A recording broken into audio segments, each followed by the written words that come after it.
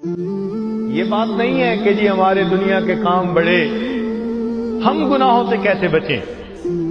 ایسے بندے دنیا میں گزرے ہیں کہ جو مال و دولت کے بھی بڑے خزانے والے تھے مگر اللہ کے ہاں بھی بڑے درجے والے تھے۔ ایک واقعہ سن لیجئے، خواجہ قطب الدین بختیار کاکی رحمت اللہ علیہ فوت ہوئے تو آپ کا جنازہ ایک بڑے میدان میں لایا گیا، جہاں تک نظر جاتی تھی لوگ تھے۔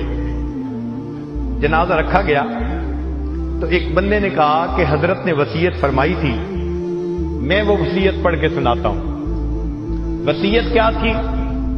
حضرت نے وصیت فرمائی تھی کہ میرا جنازہ وہ شخص پڑھائے، نمبر 1، زندگی میں تکبیر اولا کبھی قضا نہ ہوئی ہو،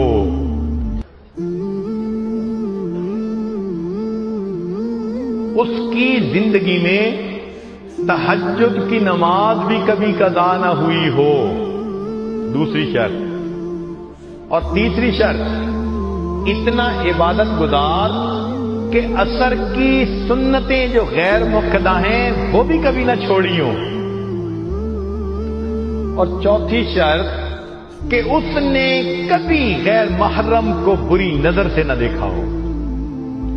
4 خوبیاں جس میں ہوں وہ میرا جنازہ پڑھائے۔ جب اعلان کیا گیا تو مجمع کو تو سانپ سن گیا۔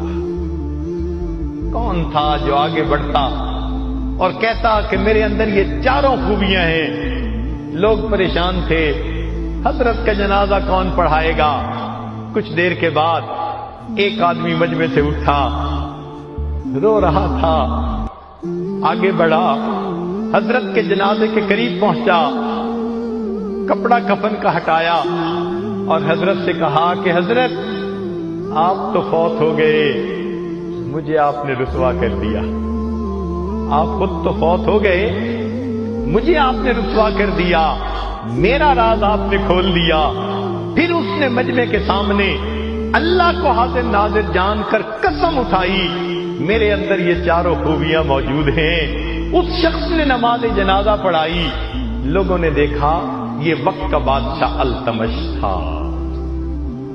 اگر وقت کا بادشاہ اتنا متقی ہو سکتا ہے کہ اس کی تہجد قضا نہ ہوئی، تکبیر اولا قضا نہ ہوئی، عصر کی سنتیں قضا نہ ہوئی، غیر محرم عورت پر کبھی زندگی میں بری نظر نہ پڑی، تو پھر ہم کیا قیامت کے دن بہانے کریں گے کہ اللہ